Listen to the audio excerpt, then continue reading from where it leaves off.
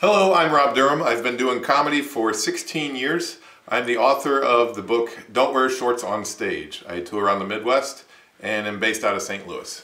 The advice I'm going to give you today is about hecklers. As your show is beginning, go ahead and look for potential problems. Watch the comics before you, or if you're the first comic, watch on the way and look for overly drunk parties, bachelorette parties, anything like that. And when you see a potential heckler, go ahead and think of some premeditated responses that you can fire back to them, so that if they do attack you during the show verbally, you have something that feels spontaneous to come right back, but you'll have already thought of it ahead of time.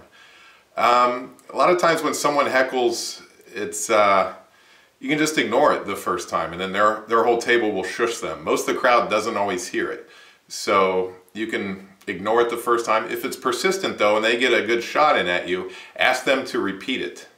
By doing that, you're going to throw their timing off. It's never as funny the second time, and sometimes they won't even repeat it. They'll just freeze up, and then you can make fun of them for not following through with their heckle.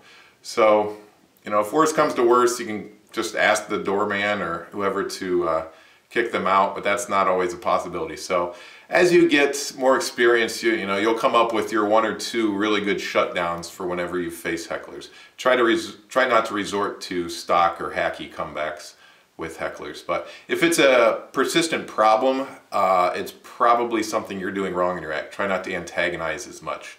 So that's my advice on heckling.